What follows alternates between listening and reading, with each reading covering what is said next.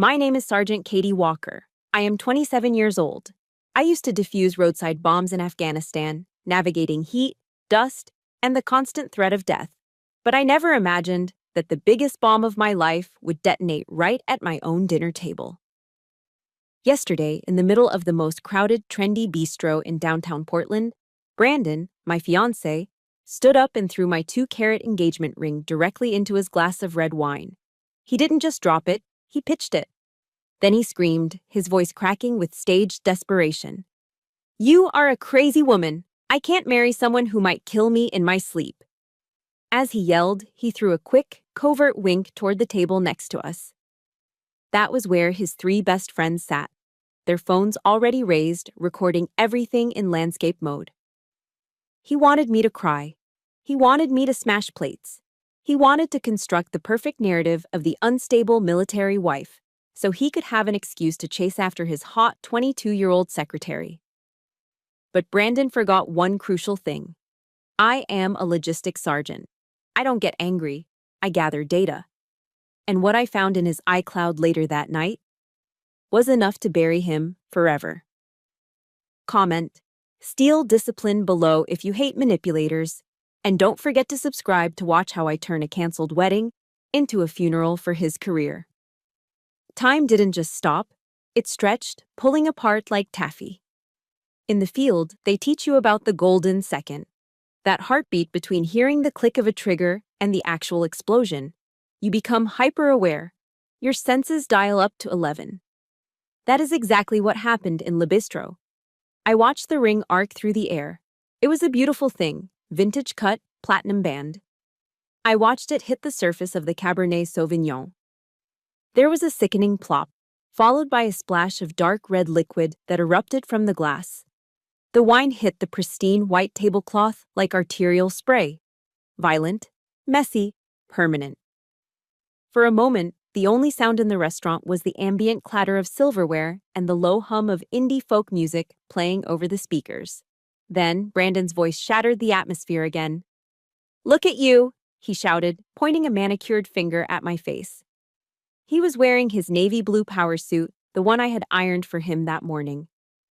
"You're staring right through me. It's the PTSD, isn't it? You're having an episode. I can't live like this, Katie. I'm terrified of you." The hush that fell over the restaurant was immediate and suffocating. I could feel the eyes, dozens of them. The couple at the window table stopped chewing their kale salads. The waiter froze, a pitcher of water hovering over a glass. I felt the heat rising in my cheeks, a physical burn that started at my neck and clawed its way up. This was it, the public execution of my dignity. My heart hammered against my ribs, a frantic bird trapped in a cage. My first instinct, my human instinct, was to beg, to reach out and grab his hand, to ask, "Baby, what's wrong? Why are you doing this?" The pain was a physical blow to the gut, sharp and breathtaking. This was the man I had shared a bed with for 4 years, the man who held me when I had nightmares about Kandahar. Now, he was using those nightmares as a weapon to gut me in public. But then, my eyes shifted. Target acquisition. I looked past Brandon's fake, contorted face to the table on his left. Tyler and Josh. Brandon's alpha brotherhood. They weren't looking at Brandon with concern. They weren't looking at me with pity. They were looking at their screens. The little ring lights on their phone cases were on. Tyler was mouthing words to an invisible audience. I could almost see the caption floating in the air above his head. "Watch my boy dodge a bullet. Psycho wife alert." They were smiling. A cruel, tight little smirk played on Josh's lips. It hit me with the force of a shockwave. This wasn't a breakup. This was a production. A scene scripted, rehearsed, and now performed live for an audience of strangers and internet trolls. The pain in my gut didn't vanish, but it froze. It crystallized into something cold, hard, and incredibly sharp. Switch. That's what we call it in logistics. You switch off the panic, you switch off the fear, you focus on the inventory, you focus on the supply chain, you focus on the objective. My objective right now was simple. Do not give the enemy the footage he wants. Brandon was panting now, waiting. He needed the reaction shot. He needed me to throw the wine in his face. He needed me to flip the table. He needed a clip that would go viral on TikTok, validating his victimhood. I looked down at my plate. The filet mignon was cooked medium rare, perfectly seared. I had only eaten half of it. It was $45. My hand was shaking. I watched my own fingers, trembling slightly. Discipline, Walker, I told myself. Lock it down. I forced my hand to stop. I gripped the silver fork until my knuckles turned white, draining the blood from my skin. I picked up my steak knife. The screech of the knife cutting against the ceramic plate was loud in the silent room. Scrape, slice. Brandon blinked. He faltered. Did you hear me? I said we're done. I didn't look up. I speared the piece of steak I had just cut. I brought it to my mouth. I chewed, slowly, deliberately. I tasted the rosemary butter. I tasted the char. I swallowed. The silence in the room shifted from awkward to confused. This wasn't in the script. The cameramen, Tyler and Josh, exchanged a nervous glance. Their psycho subject was eating dinner. It's hard to make a viral video about a woman quietly enjoying a steak. I took the linen napkin from my lap and dabbed the corner of my mouth. No rushing, no drama, just procedure. Then I stood up. I smoothed down the front of my dress.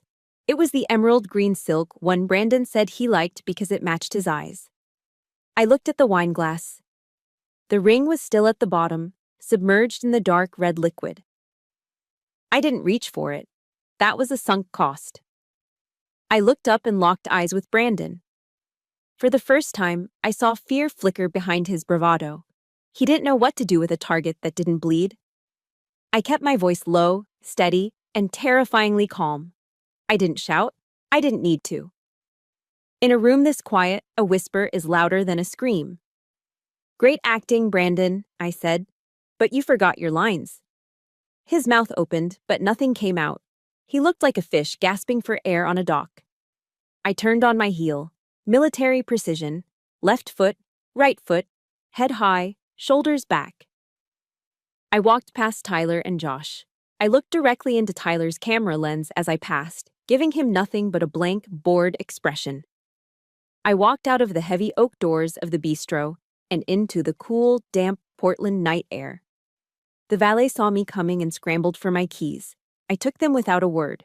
I got into my car, my sanctuary, my forward operating base. I slammed the door shut.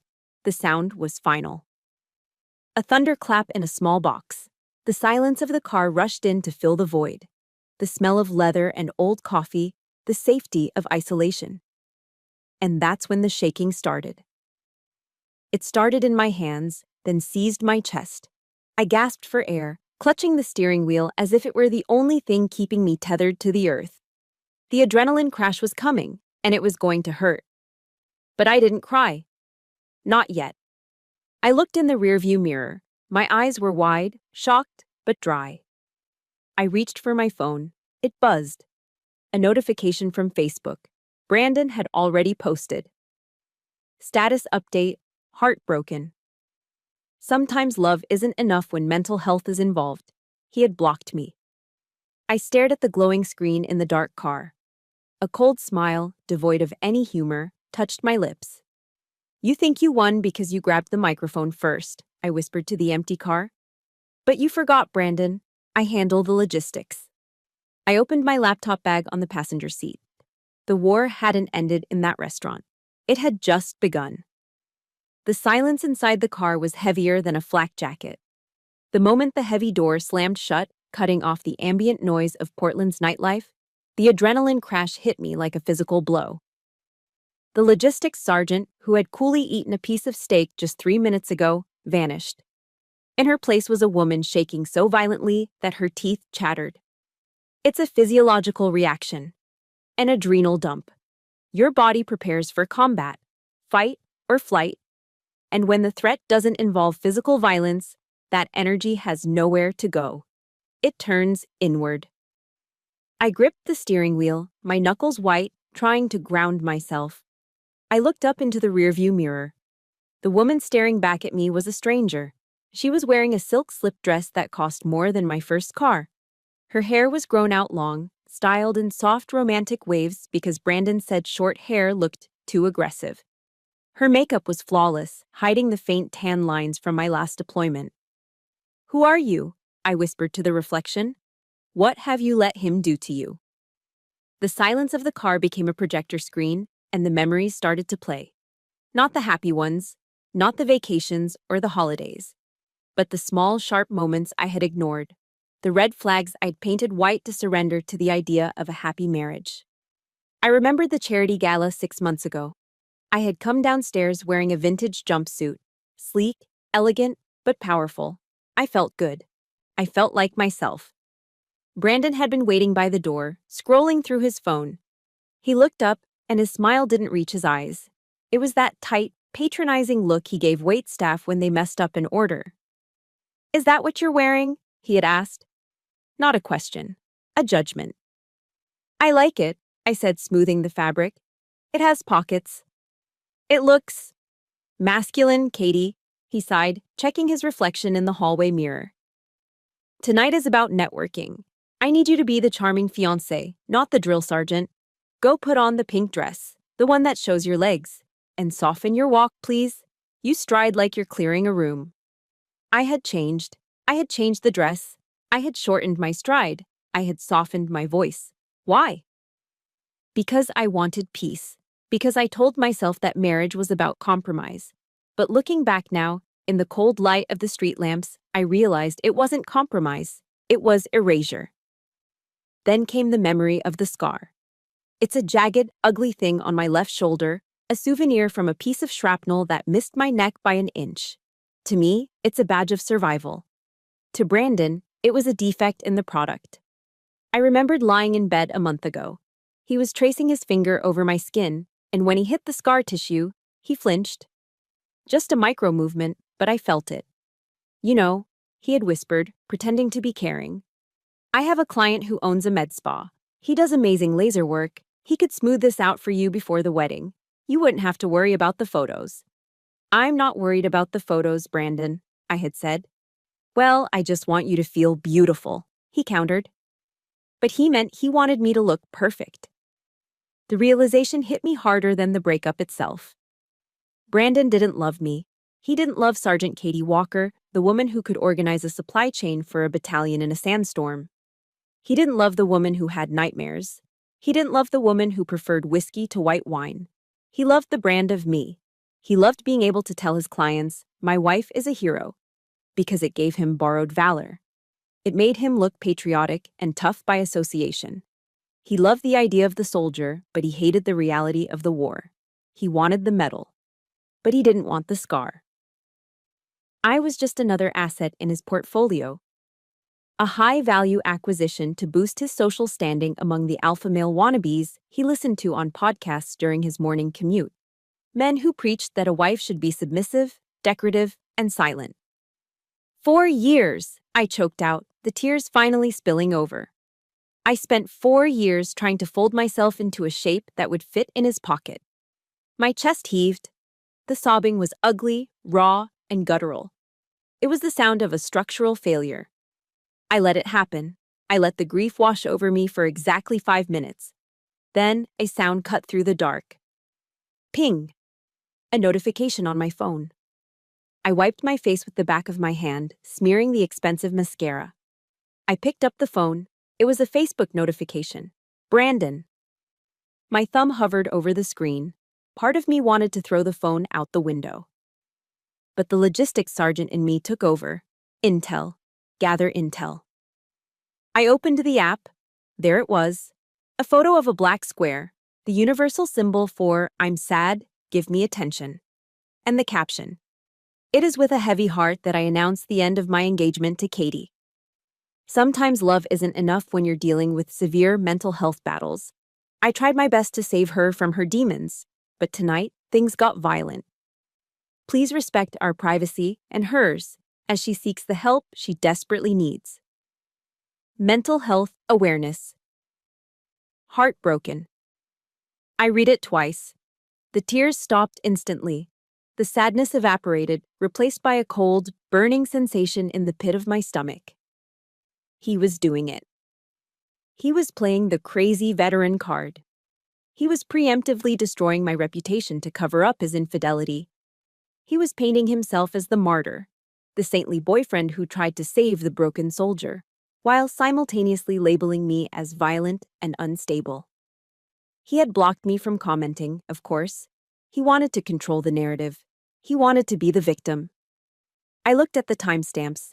He must have typed this draft while we were still sitting at the table, probably while I was eating that steak. "You want privacy, Brandon?" I whispered, my voice raspy but steady. I looked into the rearview mirror again. The stranger in the silk dress was gone. Her eyes were hard now. Her jaw was set. The shaking had stopped completely. "You asked for privacy," I said, shifting the car into gear, "but you posted it on a public forum." I didn't drive home. I drove toward the one place where emotions didn't matter, only facts did. I was going to my laptop. The mourning period was over. The operation had begun. If you have ever felt like someone loved the idea of you, the image they could show off to the world, but tried to change everything that made you real behind closed doors, please hit that like button right now. And I want to hear from you in the comments. What was the moment you realized you were just a prop in their life story? Let's support each other below. I didn't drive home. Home was a combat zone I wasn't ready to secure yet. Instead, I pulled into the empty, floodlit parking lot of a 24-hour Walgreens about 3 miles from the bistro. It was a neutral ground, anonymous, safe. I reached into the back seat and pulled my laptop bag onto my lap. My hands were steady now. The shaking from the adrenaline dump had passed, replaced by a cold, humming focus. This was a feeling I knew well. It was the same feeling I had when I sat down to analyze a supply route in Kandahar, looking for anomalies, looking for threats. I opened the MacBook Pro. The screen flared to life, casting a ghostly blue pallor over the dark interior of my car. Brandon, for all his talk about being a detail-oriented sales director, was sloppy with his operational security, OPSEC. Because we were engaged, because we were supposed to be a team, we shared everything. Bank accounts, Amazon Prime. And most fatally for him, an Apple family sharing plan. He hadn't kicked me off yet. Arrogance. He assumed I was currently somewhere crying my eyes out, too emotional to think about digital footprints. He thought I was a crazy woman, and crazy women don't check metadata. I typed in his password. B. Miller Sales King, 88. Narcissist. The cloud synced. The little wheel spun for a few seconds, and then the digital life of Brandon Miller unfolded before me. "Okay, Brandon," I whispered, my fingers hovering over the trackpad. "Let's see what you're really made of." I didn't go for the photos first. I went for the files. I opened his personal iCloud drive. I sorted by date modified. Right at the top, edited 3 hours ago, was a folder named Project Freedom. My stomach turned over, a slow, sickening roll. I clicked it. Inside was an Excel spreadsheet titled Exit Strategy Final V3.xlsx. He hadn't just decided to leave me tonight. He'd been planning this for a fiscal quarter. I opened the spreadsheet. It was a masterpiece of calculation. Columns for assets, liabilities, and timeline. Row 4, engagement ring. Note, buy insurance. If she throws it, claim loss. If I take it back, sell for 60% value. Row 12, apartment lease. Note, break lease in June, blame her instability to landlord to avoid penalty fees. Row 25, the narrative. Note, plant seeds with Josh and Tyler about her PTSD episodes. Make sure to use words like unsafe and volatile in text for paper trail. I stared at the screen, my breath catching in my throat. This wasn't a breakup. It was a hostile takeover. He had monetized our relationship and calculated the depreciation of my heart. He had planned to frame me as mentally unstable, not because it was true, but because it was cost-effective. "You calculated bastard," I hissed. I closed the spreadsheet before I could punch the screen. I needed to go deeper. I opened the Messages app. Since his phone was synced to the cloud and he was currently online, the blue bubbles were updating in real time. There was a thread pinned to the top. Jessica, work. Jessica was his 22-year-old executive assistant, the one who brought him coffee and laughed too hard at his jokes at the office Christmas party. I had asked him about her once. She's a kid, Katie. Gross. Stop being jealous, he had said. I scrolled back. Not days, months. Brandon, 3 months ago. God, she's wearing the fatigues again. She thinks she looks tough, but she just looks like a man. I need something soft. I need you. Jessica. Poor baby. You deserve a real woman who knows how to take care of her alpha. Come over after work. I bought that lingerie you liked. Brandon. On my way, I told the drill sergeant I have a late client dinner. The drill sergeant. That was his pet name for me, not sweetheart, not honey. The drill sergeant. I read on. They mocked my cooking. They mocked the way I organized the pantry. They mocked the nightmares I had. Jessica, yesterday. Are you really going to do it at the bistro? Isn't that mean? Brandon. It has to be public, babe. If I do it at home, who sees it? If I do it there, I have witnesses. Tyler is going to film it. Once everyone sees she's crazy, nobody will blame me for moving on with you. It's perfect marketing. Perfect marketing. I felt bile rise in my throat. I had to swallow hard to keep from vomiting on the dashboard. This was the man I had ironed shirts for. The man I had held when he had the flu. He wasn't just cheating, he was building a brand on my destruction. But the final nail in the coffin wasn't a text. It was in the recently deleted folder in his Photos app. He had deleted it just before we met for dinner, probably to clear space or remove evidence, but he forgot to empty the trash can. It was a video file. IMG 49 twinto emails wavals. I put in my AirPods. I needed to hear this clearly. I pressed play. The video opened. It was Brandon, standing in the bathroom of our apartment. He was wearing the same suit he wore tonight. He was holding his phone, filming himself in the mirror. You're crazy! Brandon yelled at his own reflection. Then he stopped. He shook his head. No, too aggressive. Try again. He took a breath, composed his face into a mask of tragic sadness. He furrowed his brow. He even squeezed his eyes shut for a second to make them look watery. Katie, look at you, he said to the mirror, his voice trembling with fake fear. You're scaring me. I can't do this anymore. You're unstable. He paused, looked at the camera, and smirked. Yeah, that's the one. That'll get the sympathy vote. The video ended. I sat there in the silence of the Walgreens parking lot, the AirPods still in my ears. I didn't feel like crying anymore. The sadness was gone. It had been incinerated by the heat of a rage so pure, so cold, it felt like liquid nitrogen running through my veins. He had rehearsed it. He had practiced breaking my heart the way an actor practices a monologue for an audition. Okay, I said aloud. My voice sounded different, deeper, harder. I reached into my bag and pulled out my external hard drive, a rugged military-grade LaCi drive I used for backups. I didn't smash the computer. I didn't delete his files. I didn't send him an angry text. I plugged in the drive. I dragged the exit strategy folder. Copying. I dragged the entire message thread with Jessica. Copying. I dragged the rehearsal video. Copying. I followed the 3-2-1 backup rule. 3 copies of data, 2 different media types, 1 offsite. I saved a copy to the drive, a copy to my own encrypted cloud, and a copy to a hidden folder on my local drive. The progress bar moved across the screen. Green. Complete. I ejected the drive and put it safely into my pocket. I closed the laptop. The blue light vanished, plunging me back into the darkness. Brandon wanted a show. He wanted a narrative. He wanted to use media and perception to destroy me. He thought he was playing 4D chess, but he didn't realize he had just declared war on a logistics sergeant. He had the script. But I had the data. And in war, data is ammunition. I picked up my phone. It was time to mobilize the troops. I scrolled past Brandon's name and stopped at a contact I hadn't called in months, mostly because Brandon didn't like her. I pressed call. Addison, I said when the voice answered. We need to talk. The phone rang exactly once before it was answered. Katie. The voice on the other end was breathless, frantic, and barely audible over the sound of what sounded like a bathroom fan whirring in the background.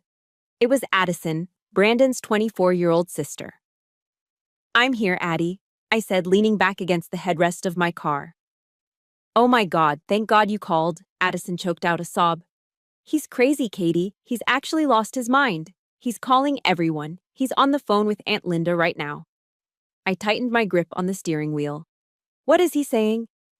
He's telling them. She hesitated, her voice dropping to a whisper. He's telling them that he had to leave the restaurant because he feared for his life. He told Mom that you threatened to go to your car and get your service pistol.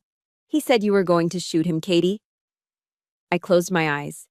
Of course, he wasn't just painting me as unstable, he was painting me as a lethal threat. He was weaponizing my service record. It was a classic Darvo maneuver: deny, attack, reverse victim, and defender. I don't even own a personal firearm anymore, Addie. I turned it in when I left active duty, I said calmly. You know that? I know, Addison cried. I know he's lying. I told Mom that, but she's enabling him like she always does. She's already asking if we can get a refund on the catering. A silence hung between us for a second. Why are you telling me this, Addie? I asked softly. He's your brother. Because he's a monster, she said, her voice hardening. And because I saw the receipt. My eyes snapped open. What receipt? Check your email. I just forwarded it to you. I shouldn't have. I was helping him organize his tax documents for the wedding write-offs last week, and I saw it in his inbox. I pulled the phone away from my ear and switched to my email app. There it was. A forwarded email from Addison. Subject: FW. Your receipt from Cartier, Portland. I opened it. It was a receipt for a solitary diamond ring. The date was 2 days ago. The price was $8,500, but it wasn't the price that made my blood run cold. It was the payment method. Payment, Visa ending in 4492. That was our joint savings account. The house fund. The money we had been saving for a down payment on a craftsman bungalow in the Pearl District. Every month, I deposited 40% of my paycheck into that account. He had used my money to buy an engagement ring for his mistress. He bought it for her, didn't he? Addison asked, her voice trembling. For that Jessica girl. Yes, I said. The rage in my chest was no longer a fire, it was a solid block of ice. He financed his infidelity with my savings. I'm so sorry, Katie, I hate him. I swear to God, I hate him. Addison sniffled. What are we going to do? Do we cancel the wedding? Do you want me to call the guests? No, I said instantly. The plan clicked into place in my mind like a magazine loading into a rifle. Do not call anyone. Do not cancel anything. What? But listen to me, Addie. Act normal. Pretend you believe him. If he asks, you haven't heard from me. I'm a ghost. Katie, what are you planning? I'm planning a reallocation of assets, I said. I'll be in touch. I hung up. I didn't have time to dwell on the financial theft yet. I needed physical backup. I started the car and drove. Not to my apartment. Brandon had a key. I drove to the one place in Portland where I knew I would be safe. 20 minutes later, I pulled into the driveway of a small, messy duplex on the east side of the river. Before I could even turn off the engine, the front door flew open. Natalie stood there. She was 5'2", wore oversized sweatpants, and had a messy bun that defied gravity. She was a former combat engineer who could build a bridge under fire and drink any Marine under the table. She didn't say a word. She just marched down the driveway, ripped open my car door, and pulled me into a hug that cracked my ribs. I saw the live stream, she growled into my hair. Josh posted it. I already reported it for harassment, but it's been shared 500 times. She pulled back, holding me by the shoulders. Her eyes were fierce. I have a shovel, a bag of lime, and an alibi. Just say the word. Despite everything, a small, genuine smile touched my lips. No lime, Nat. No shovel. Okay, then I have a baseball bat and a very bad temper, she offered. We can go smash the windows of his precious BMW 5 Series. I know exactly where he parks. Tempting, I admitted, stepping out of the car. But he'd just sue me and use it as proof that I'm crazy. We're not going to play his game. We're not going to be the crazy exes. We walked into her living room. It smelled of lemon pledge and dog fur. Natalie went to the fridge and pulled out 2 cold PBRs. She cracked one open and handed it to me. So, what's the ROE? Natalie asked, using the military acronym for rules of engagement. She sat on the coffee table, looking at me with the intensity of a soldier waiting for a mission briefing. I took a long sip of the cheap beer. It tasted like loyalty. The wedding is in 6 days, I said. Everything is paid for, the venue, the catering, the DJ. It's non-refundable. So, let it burn, Natalie shrugged. No, I shook my head. Brandon thinks I'm going to hide. He thinks I'm going to curl up in a ball and disappear so he can spin his narrative of the tragic hero who escaped a psycho. I pulled my phone out and opened the calendar app. The date was circled in red. The big day. If I cancel, he wins, I explained. He gets the sympathy. He gets to keep the deposits. He gets to control the story. I looked at Natalie. We aren't canceling the event, Nat. We are rebranding it. Natalie cocked her head. Rebranding? The guests are coming. The family's coming. His biggest clients are coming, I said, my voice steady. They are expecting a show, so we are going to give them one, but it won't be a wedding. What is it going to be? A sit-rep, I said cold. A full, public, data-driven situation report on Brandon Miller. Natalie's eyes widened. A slow, wicked grin spread across her face. She raised her beer can. I like it, she said. It's psychological warfare, my favorite. I need you to run interference, I instructed. I need you to get into the venue early. I need access to the AV system. Can you handle the tech guy? Katie, Natalie scoffed. I used to wire explosives for a living. I can handle a DJ booth. Good. I reached into my bag and pulled out the physical invitation I'd kept as a keepsake.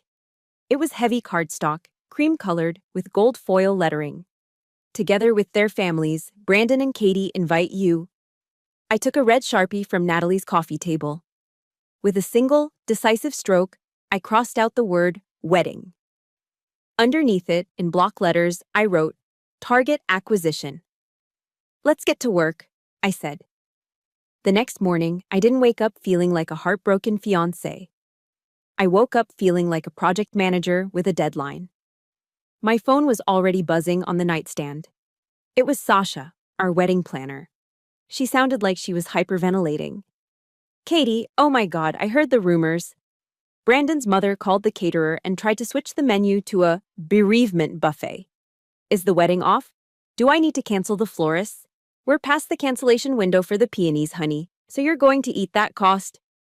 I put the phone on speaker and walked into the kitchen, grabbing a black coffee. Sasha, breathe, I said, my voice calm and commanding. Do not cancel the florists. Do not cancel the caterer. And tell Brandon's mother that if she touches the menu, I will invoice her for the difference. There was a stunned silence on the other end. So, the wedding is still on? The event is still on, I corrected her, but the concept has changed. We are pivoting. Pivoting? Sasha asked, confused. To what? Rustic chic? Bohemian? No, I said, looking at the calendar on my wall. We are pivoting to shock and awe. Keep the venue, keep the guest list, especially the guest list. But I need you to change the lighting, no more soft pink gels. I want stark white spotlights, like an interrogation room, but expensive. Okay, Sasha said slowly, clearly thinking I had snapped. And the music? Cancel the string quartet. Keep the DJ, but tell him I'm sending a specific playlist. And Sasha? If Brandon calls, tell him everything is proceeding per the original contract. Don't let him know about the pivot. I work for you, Katie. You signed the checks, Sasha said, her professional loyalty kicking in. I'll handle it. I hung up. Phase 1, secure the venue. Complete. Phase 2, the uniform. I walked into the guest room where my wedding dress was hanging. It was a massive billowing ball gown made of layers upon layers of tulle and lace. Brandon had picked it out.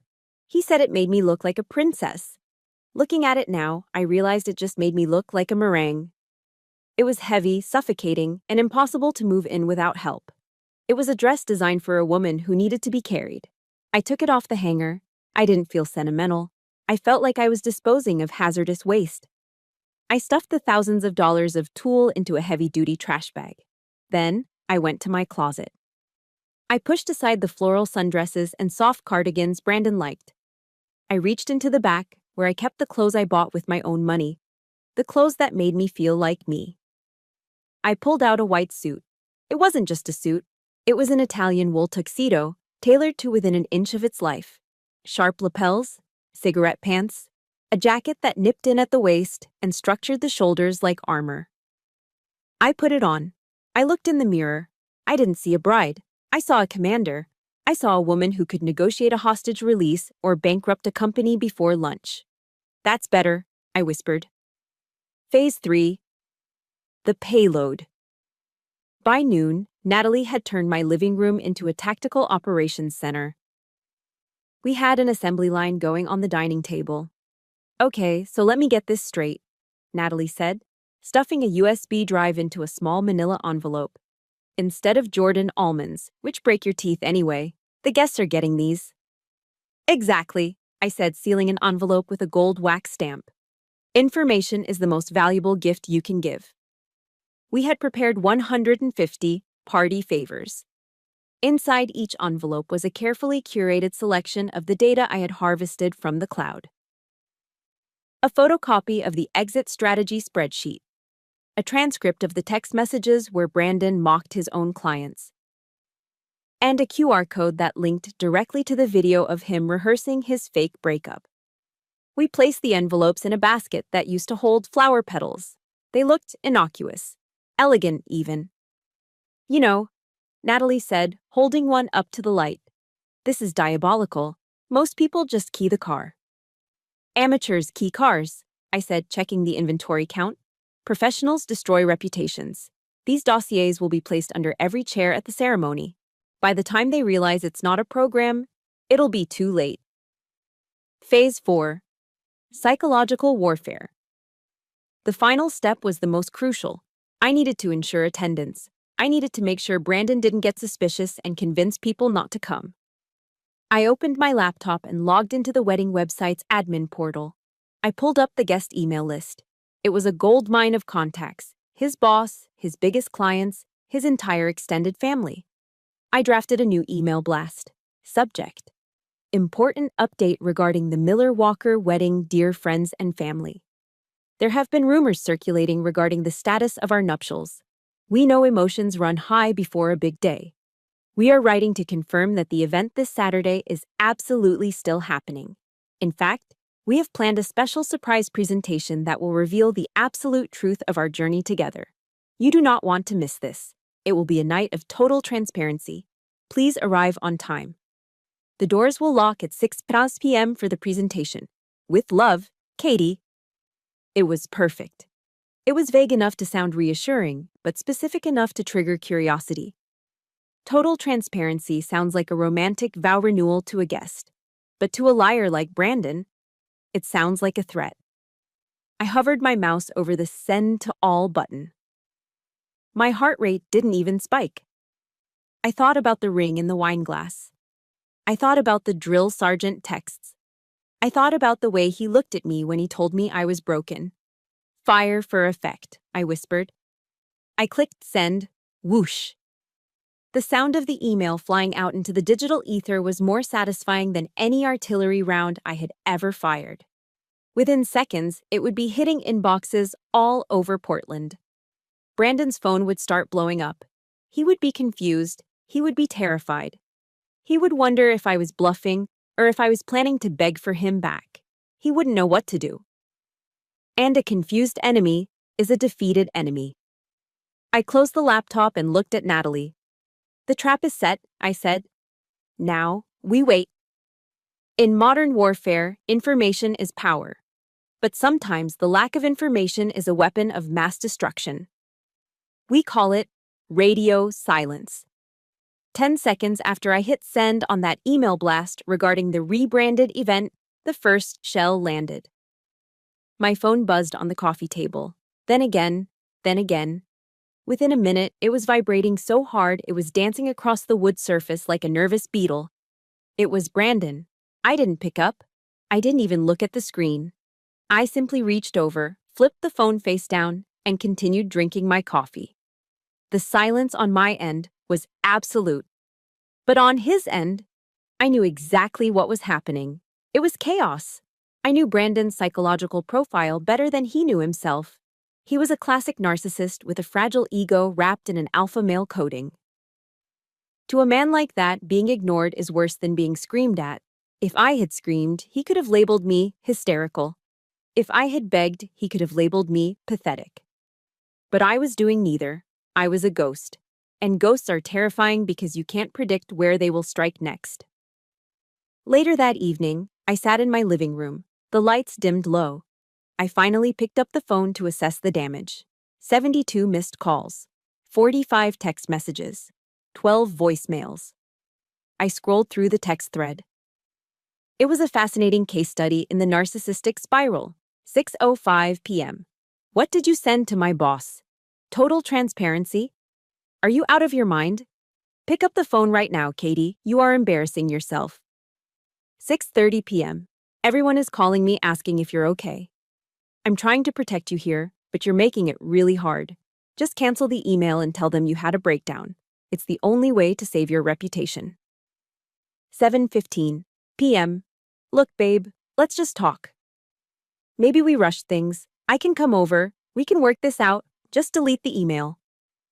8:45 p.m.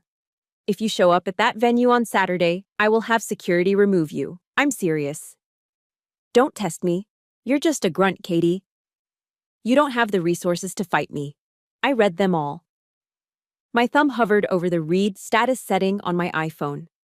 In the civilian world, read receipts are annoying. In my world, right now, they were a tactical tool. I made sure send read receipts was turned off. He would see delivered, but he would never see read. He wouldn't know if I had seen his threats. He wouldn't know if I was laughing, crying, or sleeping. He was shouting into a void, and the void wasn't shouting back. My phone pinged again. This time, it was a secure message from Addison. Intel report, she typed. He's spiraling. He's drinking scotch and yelling at Jessica. She's freaking out. She thinks you know about them. She keeps asking him, what if she has photos? I smiled. Good. Paranoia is a slow-acting poison. What did he tell her? I texted back. He told her to shut up, Addison replied. He said, she's bluffing. She's just a dumb soldier. She organizes boxes for a living. She doesn't know how to play 4D chess. Dumb soldier, I whispered to the empty room. I stood up and walked to the hallway closet. I reached to the top shelf and pulled out an old, battered wooden box. It smelled of cedar, wax, and memories. It was my shoe shine kit. I carried it to the center of the living room floor. I laid down a newspaper, the Portland Mercury, to protect the rug. Then, I went to the spot by the door where my combat boots used to sit. Tonight, there was a different pair of shoes waiting there. My wedding shoes. They weren't the delicate, lace-covered kitten heels Brandon's mother had suggested. They were 4-inch patent leather stilettos, sharp enough to puncture a tire, dangerous, lethal. I sat cross-legged on the floor. It was 11 p.m., the night before the battle. I popped the tin of black kiwi shoe polish. The smell hit me instantly, chemical, sharp, and oddly comforting. It smelled like basic training. It smelled like discipline. I wrapped a soft cotton cloth around my index and middle fingers. I dipped it into the water, then the wax. Small circles. I began to polish the heel of the stiletto. Round and round. The friction generated heat. The heat melted the wax. The wax filled the pores of the leather. Clockwise, pressure, release. This was my meditation. While Brandon was likely pacing his penthouse apartment, shouting at his mistress, drowning in his own anxiety, I was here, sitting on the floor, polishing my armor. A soldier doesn't go into battle with scuffed boots. It's a sign of disrespect to the mission and to yourself. You think I organize boxes, Brandon? I murmured, the repetitive motion of my hand lulling me into a state of hyperfocus. I organize chaos. I organize consequences. I worked on the shoes for an hour, layer after layer, spit shine, until the black leather wasn't just shiny, it was a mirror. I could see my own reflection in the toe of the shoe. My eyes looked tired, yes, but they were clear. There is a specific kind of calm that comes before a breach. It's the moment when the planning is done. The explosives are set, the team is in position. There is nothing left to do but wait for the signal. I set the shoes down on the newspaper. They gleamed in the dim light like two obsidian knives. I picked up my phone one last time. One new message from Brandon. 11:58 p.m. Please, Katie, just tell me what you're going to do. I looked at the time, 11:59 p.m. I didn't reply. I turned the phone off completely. 000 zeros. It was Saturday, D-Day. The time for talk was over. The time for logistics had passed. Now, it was time for execution. I stood up, stretched my back, and looked at the gleaming shoes. I'm going to ruin you, I said softly into the silence. And then, I went to sleep. Have you ever dealt with a toxic person who couldn't stand being ignored? Did you know that your silence is often more powerful than your words? If you are ready to see Brandon get what he deserves, smash that like button. And tell me in the comments, what is your favorite way to handle a manipulator? Do you block them, or do you let them talk to the void? Comment, silence is power if you are Team Katie. The venue was perfect. It was an industrial chic event space in the Pearl District, with exposed brick walls, vaulted ceilings, and floor-to-ceiling windows that looked out over the rain-slicked streets of Portland. Usually for a wedding, this room would be bathed in soft, amber candlelight. It would smell of peonies and expensive perfume. It would be filled with the gentle, murmured anticipation of two families coming together. Tonight, however, the vibe was different. I had instructed the lighting crew to keep the house lights cool and dim, while 6 high-intensity spotlights cut through the darkness like prison searchlights. The music wasn't a string quartet playing Pachelbel's canon. It was a low, thrumming bass track, something cinematic, something that sounded less like a celebration and more like the soundtrack to a heist. I stood in the shadows of the mezzanine, looking down at the kill zone. My watch read 17:45, 15 minutes to each hour. The guests were arriving. It was a fascinating sociological experiment. You could tell immediately who knew the rumors and who didn't. Brandon's family arrived in a tight phalanx. His mother wore a beige dress and a pinched expression, clutching her purse as if she expected someone to try and snatch it. She whispered furiously to Brandon's father, who looked like he would rather be undergoing a root canal without anesthesia. Then came the corporate crowd. The partners from Brandon's sales firm, men in $5,000 suits who checked their Rolexes every 30 seconds. They were here for the open bar and the networking.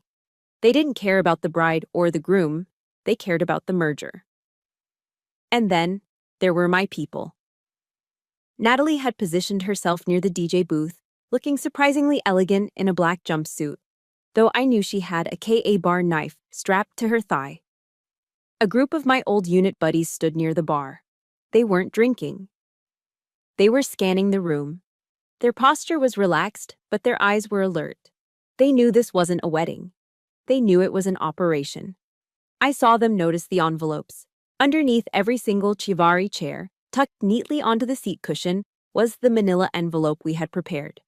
I watched as Mr. Henderson, Brandon's biggest client, picked his up, frowned at the confidential stamp, and then set it back down. He probably thought it was a quirky menu. 17:55. The heavy double doors swung open. The air in the room seemed to be sucked out in a single, collective gasp. Brandon had arrived. And he wasn't alone. The audacity was breathtaking. It was almost impressive in its sheer lack of shame. Brandon strode into the room wearing a midnight blue tuxedo, looking every inch the grieving, magnanimous hero he had painted himself to be.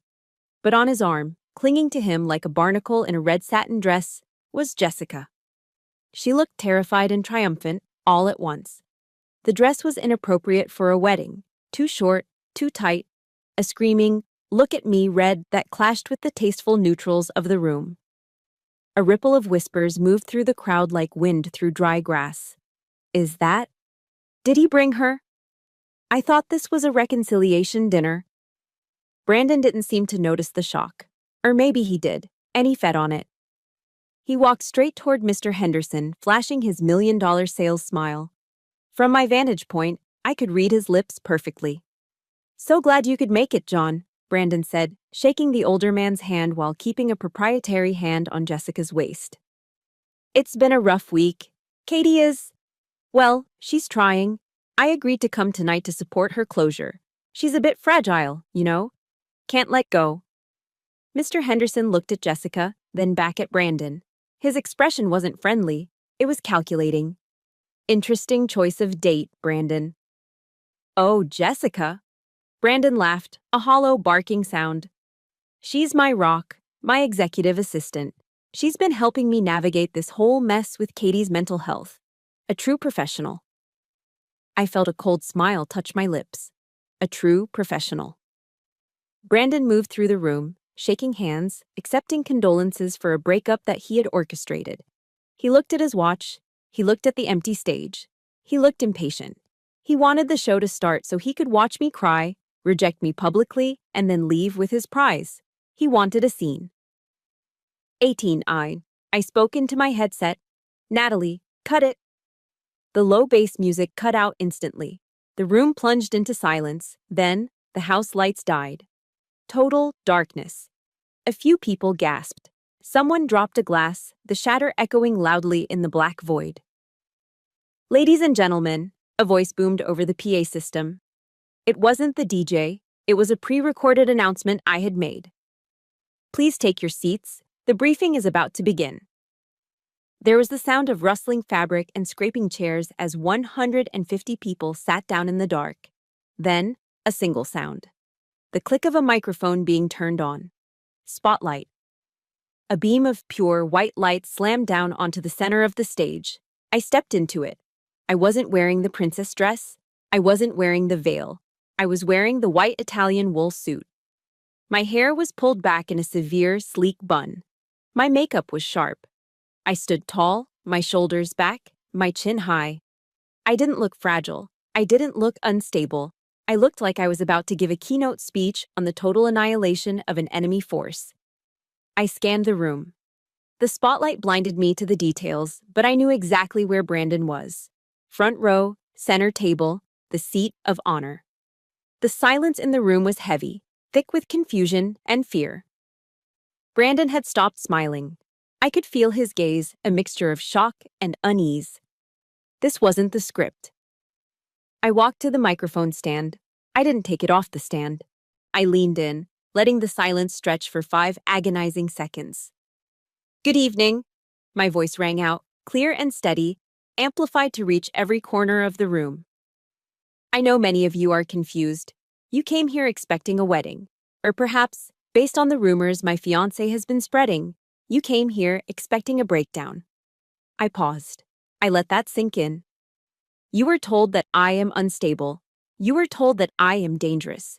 You were told that I am a woman on the edge of a crisis." I looked directly at the center table, locking eyes with the shadow that was Brandon. "But the only crisis here tonight," I said, my voice dropping an octave, "is a crisis of character." I reached into my pocket and pulled out a small remote control. "Brandon Miller came here tonight thinking he was the audience," I said. "But he forgot one thing." I clicked the remote. Behind me, the massive LED screen that spanned the entire back wall of the stage flickered to life. It wasn't a slideshow of our romantic engagement photos. It was a giant, high-definition projection of the Excel spreadsheet titled Exit Strategy. A collective gasp ripped through the room. "He forgot," I said, my voice turning to steel, "that he is the show." I smiled, cold and sharp. "Welcome to the funeral of our toxic relationship." The hum of the giant LED screen was the only sound in the room. Behind me, the spreadsheet glowed in high definition. Every row, Every column, every calculated betrayal was magnified to 20 feet tall. "What is this?" Brandon's voice cracked from the front table. He stood up, knocking his chair over. "Turn it off! Katie, turn it off right now. She's hacking my files. This is illegal." I didn't flinch. I didn't even look at him. I looked at the audience. "This," I said, pointing the remote at the screen, "is a document titled Exit Strategy. It was created 3 months ago. While we were touring venues, Brandon was calculating the depreciation value of my engagement ring. While we were tasting cakes, he was researching how to break our lease without penalty by claiming I was mentally unfit." I clicked the remote. Slide 1, the rehearsal. The spreadsheet vanished, replaced by a video player window. "But spreadsheets are boring," I said. "Let's look at something a bit more theatrical." I pressed play. The audio boomed through the high-quality speakers of the event hall. It was the echoey sound of a bathroom. On screen, giant-sized Brandon stared into a mirror, adjusting his tie. "You're crazy!" the on-screen Brandon yelled. Then he stopped, shook his head, and muttered, "No, more emotion. Squeeze the eyes." The room gasped. On screen, Brandon took a deep breath, contorted his face into a mask of fake agony, and tried again. "Katie, I can't do this. You're scaring me. You're unstable." Then he smirked at his own reflection. Nailed it. In the real world, the silence was absolute. It was the silence of 100 people realizing they had been played. I watched Brandon. All the color had drained from his face. He looked like a ghost. He looked at Mr. Henderson, his boss. Mr. Henderson wasn't looking at the screen anymore. He was looking at Brandon with an expression of pure, unadulterated disgust. "He practiced," I said into the microphone. "He rehearsed my heartbreak like it was a sales pitch." I clicked the remote again. Slide 2. The receipt. A bank statement appeared. I'd highlighted the relevant lines in neon yellow. "Now let's talk about finances," I said, my voice crisp. "Brandon told many of you that he was worried about my spending. He said I was financially irresponsible." I used the laser pointer feature on the remote. The red dot danced over a line item. Date: Oct. 14. Merchant: Hermes, Portland. Amount: $2,500. Source: Joint Savings Account. House Fund. "That is a $12,000 charge for a Hermes Birkin bag," I narrated. "Paid for with the money I saved from my deployments, the money we were saving for a house." I looked down at the front table. "Jessica, that's a lovely bag you have under your chair. Is it heavy?" "It should be. It cost me 4 years of combat pay." Every head in the room swiveled to Jessica. She turned a deep, violent shade of crimson. She grabbed her purse, the very bag in question, and tried to hide it behind her back. But the movement only drew more attention. "Thief!" someone whispered loudly. It sounded like Brandon's mother. "But the personal betrayal isn't enough," I continued, my tempo accelerating. "See, Brandon doesn't just lie to me. He lies to everyone." I clicked the remote one last time. Slide 3. The kill shot. This was the nuke.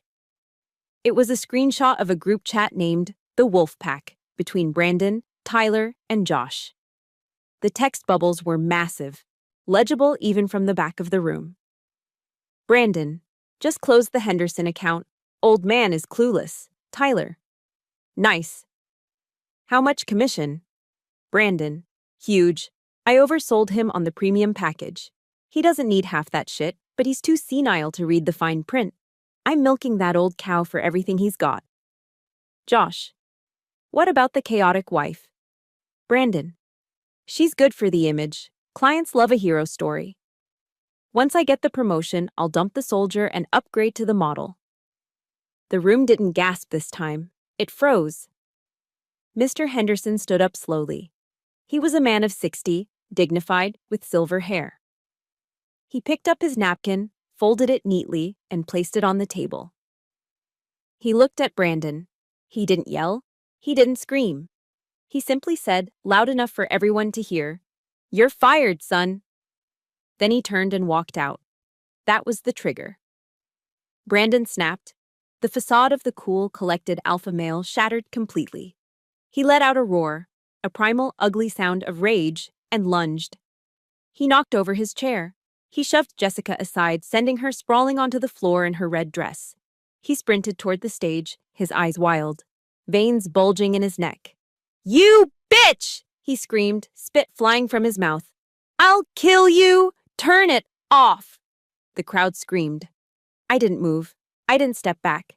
I stood my ground, watching him come. I calculated the distance, 10 meters. 5 meters. He reached the stairs of the stage. "Stop!" It wasn't me. It was Natalie. She stepped out from the shadows of the DJ booth like a phantom. She didn't have a weapon in her hand. She didn't need one. As Brandon bounded up the first step, reaching for my legs, Natalie moved. It was a textbook takedown. She swept his leg, used his own momentum against him, and slammed him face first into the hardwood floor of the stage. Thud. The sound of his expensive tuxedo hitting the wood echoed through the hall. Before he could scramble up, two of my old unit buddies, Mike and Rodriguez, were there. They had been waiting by the wings. They grabbed Brandon by the arms, hauled him to his feet, and pinned his arms behind his back in a standard detainment hold. Brandon struggled, thrashing like a caught fish. "Let go of me. This is assault. I'll sue you. I'll sue all of you." He looked at me. His face was red, sweaty, and twisted with hate. "Katie, tell them to let me go. You can't do this to me. I'm your fiancé." I looked down at him from the podium. The room was silent again, watching the wreckage of a man who thought he was untouchable. I slowly unclipped the microphone from the stand. I walked to the edge of the stage, my heels clicking softly on the floor. I stopped just inches from his face. I looked him in the eye. I didn't see the man I loved. I didn't see a partner. I saw a threat that had been neutralized. "You're not my fiancé, Brandon," I said, my voice calm, amplified, filling the room. "You're a liability," he sputtered. Don't you dare walk away from me." I signaled to Mike and Rodriguez. "Escort him off the premises, and Jessica too." "You can't do this," Brandon screamed as they began to drag him backward. "Who do you think you are?" I smiled, a real smile this time. "I'm the logistics sergeant," I said, "and you don't have the clearance to speak to me anymore." I turned my back on him. Behind me, the sound of him being dragged out the double doors was the sweetest music I had ever heard. The screen behind me went black. I looked out at the stunned audience. "Thank you for coming," I said. "Please enjoy the open bar. The drinks are on Brandon." The silence that followed Brandon's ejection was different from the silence at the beginning of the night. It wasn't tense. It was the heavy final silence of a building that has just been demolished. The screen behind me was dark. The security team, my old unit buddies, had done their job with surgical precision. Brandon was gone, dragged out the back exit, his threats of lawsuits fading into the night air. But the wreckage remained. I stood on the stage, watching the fallout. This was the part of the operation called damage assessment. Mr. Henderson, the CEO of the firm Brandon worked for, was the first to move. He was a man who prided himself on dignity, on old-school business ethics. He looked down at the table where his drink sat, a glass of expensive scotch that Brandon had undoubtedly charged to the company card. Mr. Henderson picked up the glass. For a second, I thought he was going to drink it. Instead, he held it out over the polished concrete floor. He opened his hand. Smash! The sound of the crystal shattering was sharp and violent. It was a deliberate echo of what Brandon had done to my ring in the bistro, a callback to the moment this war began. "He called us cows," Mr. Henderson said, his voice shaking with quiet fury. He looked around at his fellow partners. "He called us cows to be milked." He pulled out his phone. "I want legal on the line, now. I want his access badges revoked, his company car seized, and I want a forensic audit of every expense report he's filed in the last 5 years. If he bought so much as a pack of gum with firm money, I want him prosecuted." That was the sound of a career dying. Then the focus shifted to the floor near the front table. Jessica was still there. She had scrambled to her feet, smoothing down her red dress, but the arrogance was gone. She looked small. She looked like exactly what she was. A 22-year-old girl who had played a game she didn't understand and lost. She could feel the eyes of the room on her. The wives of the partners were looking at her with undisguised contempt. The Hermes bag comment hung in the air like a foul smell. She looked at the exit where Brandon had disappeared. Then she looked at the crowd. "I didn't know," she stammered, her voice high and thin. "He told me they were separated. He told me she was crazy." Nobody said a word. The judgment was absolute.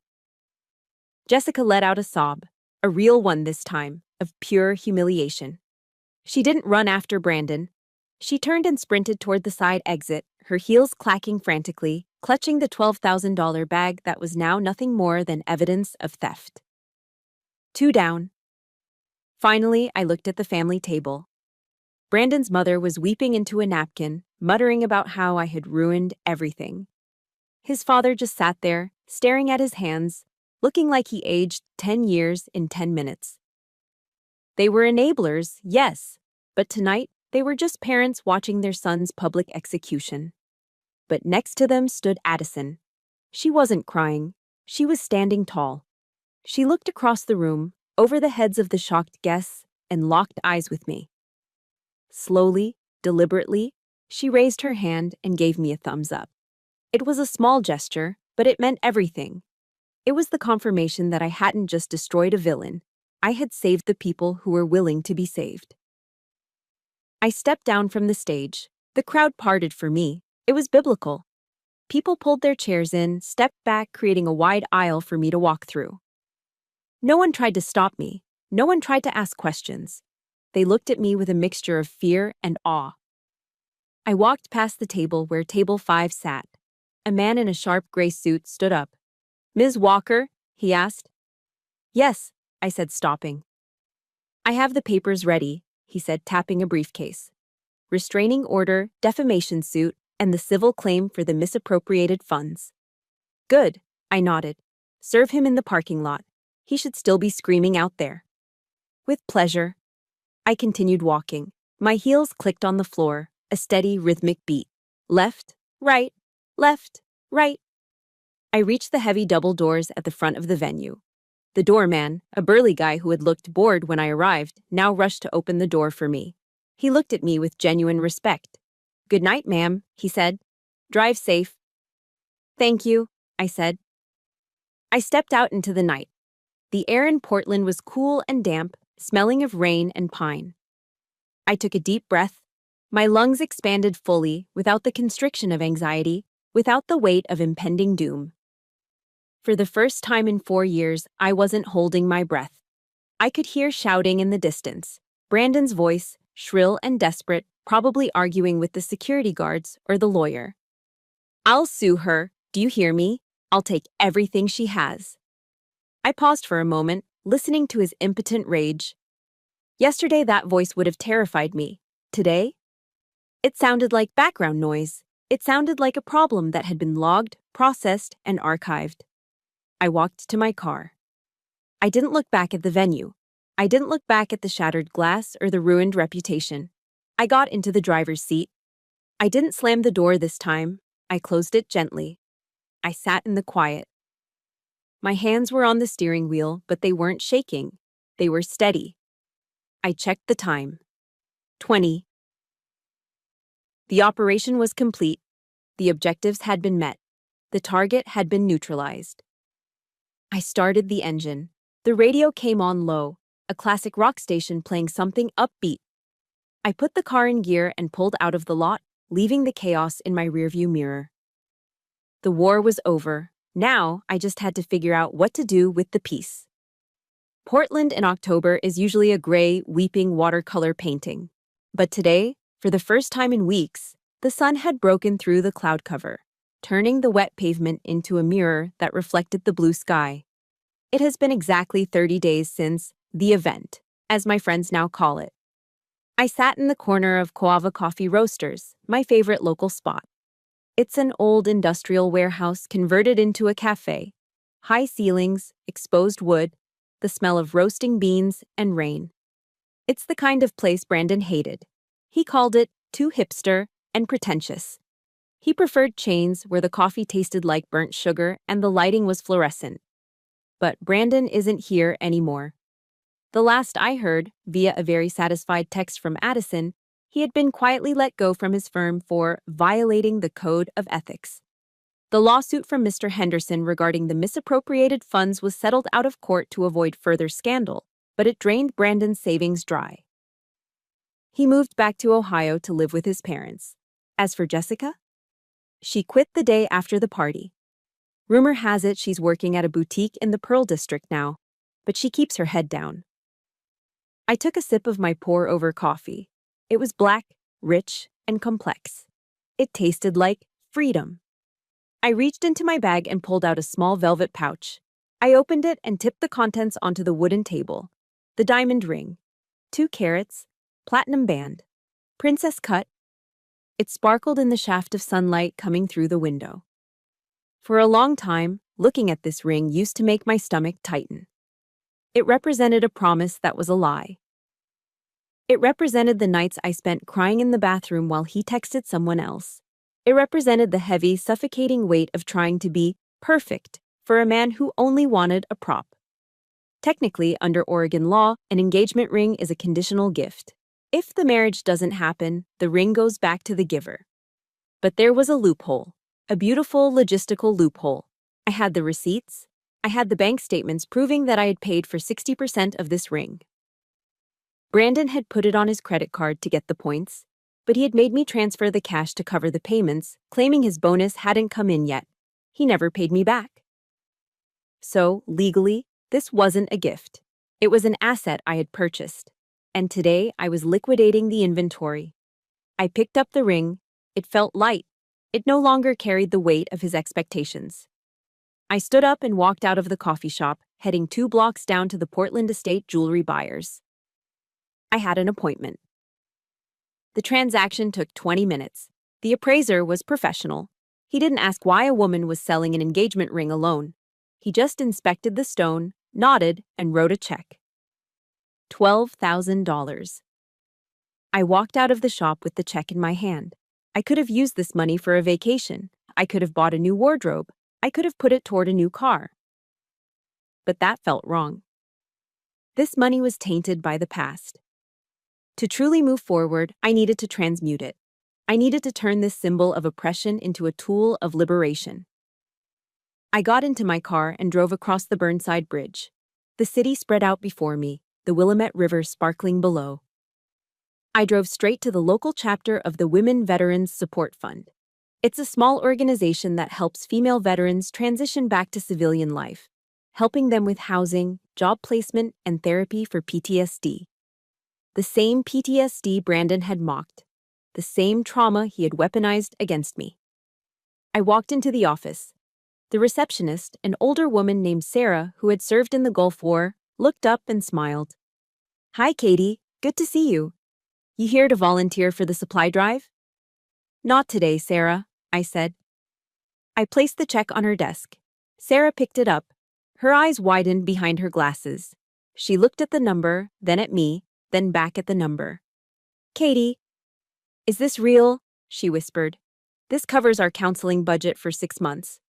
"It's real," I said, feeling a warmth spread through my chest that was better than any adrenaline rush. "Consider it a logistical reallocation of resources." Sarah stood up and came around the desk.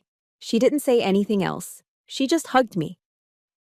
It was a soldier's hug, firm, grounding, and full of unspoken understanding. "You're going to save lives with this," she said into my ear. "No," I pulled back and smiled. "We are saving each other." I left the center feeling lighter than I had in years. The ghost of Brandon was gone. The shame was gone. The anger was gone. I drove back to my apartment, which I had redecorated. The beige walls were gone, painted a crisp, clean sage green. The leather sofa Brandon loved was replaced by a soft, velvet sectional. I sat down at my desk by the window. I opened my journal. For months, my journal entries had been lists of anxieties. Did I say the wrong thing? Is he mad at me? How can I fix this? Today, the page was blank. I picked up my pen. I thought about the word discipline. For so long, Brandon had made me feel like my military background was a flaw. He made me feel like my discipline was rigid or cold.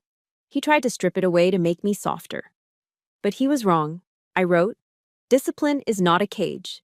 Discipline is the armor you build to keep the chaos out. Discipline is having the self-respect to say no. Discipline is knowing that you are a high-value asset and refusing to let anyone treat you like a discount item." I looked at the words. I realized that the logistics of revenge wasn't really about destroying Brandon. That was just the cleanup operation. The real mission was reclaiming Katie. And mission accomplished. I closed the journal. I stood up and walked to the full-length mirror in the hallway, the same mirror where I used to critique my body, checking for flaws that Brandon might point out. I looked at the woman in the reflection. She was wearing jeans and a simple white t-shirt. Her hair was messy. She wasn't wearing makeup. She looked tired, yes. But she looked whole. A song started playing from my neighbor's apartment. Something classic, maybe Fleetwood Mac. I felt a bubble of laughter rise in my throat. I smiled. It wasn't the polite, tight-lipped smile of a politician's wife. It wasn't the apologetic smile of a woman trying to keep the peace. It was a radiant, messy, uncontainable smile. A smile that reached my eyes and crinkled the corners. I was 27 years old. I was a sergeant. I was a survivor. And for the first time in my life, I wasn't reporting for duty to anyone but myself. I grabbed my keys. The sun was still shining. I had a whole city to explore, and I didn't have to ask anyone for permission. I opened the door and stepped out into the light. Before I go, I want to leave you with one final briefing.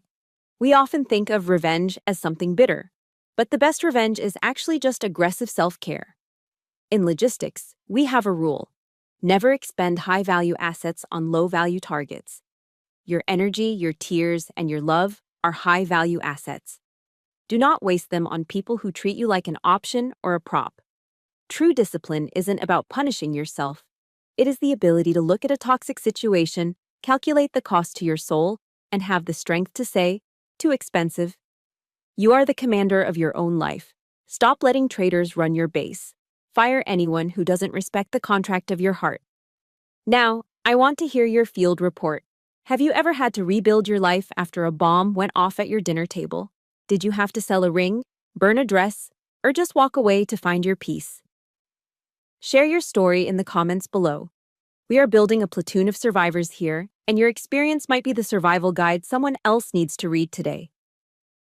If this story gave you the courage to stand tall, please smash that like button and subscribe to the channel so you never miss a mission.